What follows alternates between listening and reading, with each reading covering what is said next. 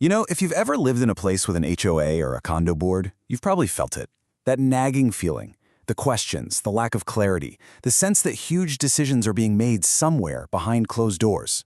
Well, today we are diving deep into one homeowner's fight to get some answers.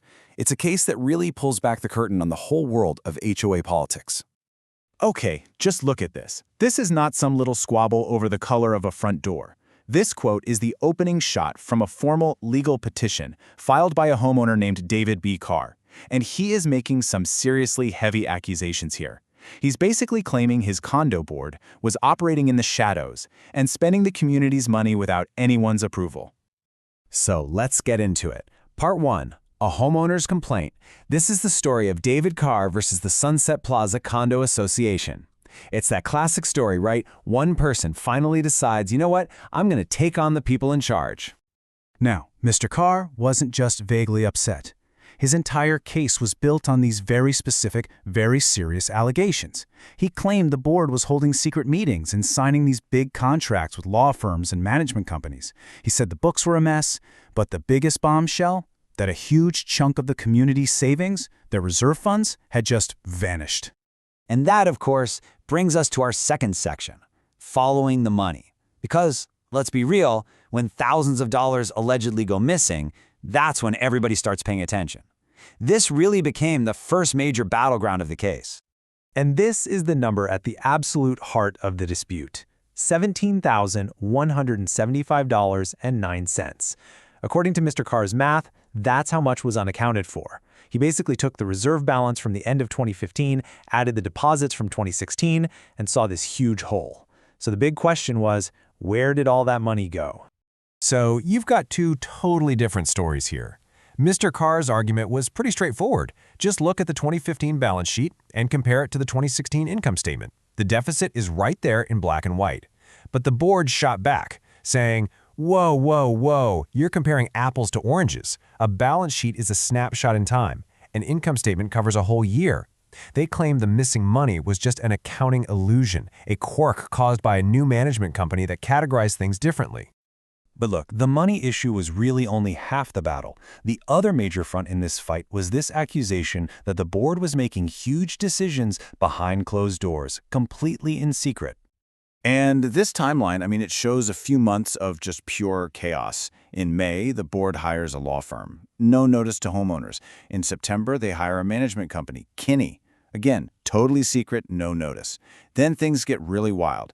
After Mr. Carr complains, Kinney just bails. They retract the contract.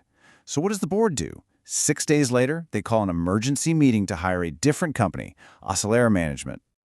And this is the million-dollar question, right? What exactly counts as a real emergency? The board's justification was that since the first company backed out, they had to act super fast so residents would know where to send their dues. But was that a genuine drop-everything kind of emergency that let them skip the usual rules about giving notice? Well, the law is actually pretty specific here. In Arizona, the statute says you can hold an emergency meeting for business that cannot be delayed. That's the key phrase. So the board was banking on the idea that telling people where to send their money was something that absolutely could not wait 48 hours. And that's the exact legal test the judge had to use. All right, so after all the back and forth, all the arguments, it was time for the final verdict. Who was right? Was it the homeowner demanding transparency or the board just trying to get things done? Let's break down what the judge decided.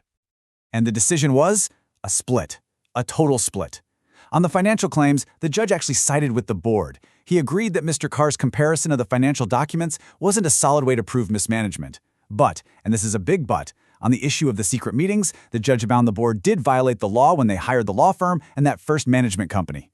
Interestingly, though, he ruled that that final, last-minute meeting did count as a legitimate emergency. So here's the kicker. Even with that split decision, because the judge found that the board did, in fact, commit a violation, David Carr was officially named the winner, the prevailing party. It was a victory, for sure. But what that victory actually meant in the real world, well, that's a whole other story.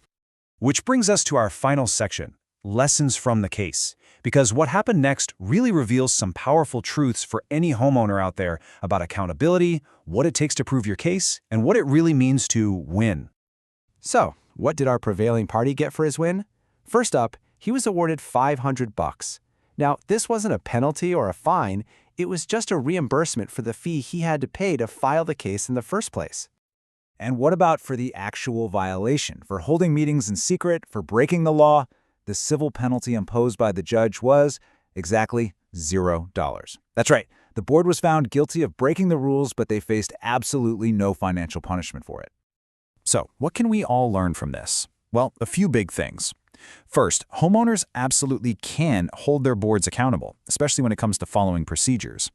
Second, it's one thing to suspect financial mismanagement, but proving it is incredibly difficult without a full professional audit. And maybe the biggest lesson, a legal win doesn't always come with a big financial payout. And finally, it all comes down to knowing the law. That goes for both the homeowners and the people on the board. And that really leaves us with one final big question to think about. David Carr won his case. He proved his board broke the law, and he probably forced them to be a lot more careful in the future. But with a $0 penalty for the actual violation, you just have to ask yourself, is winning a case always the same thing as getting justice?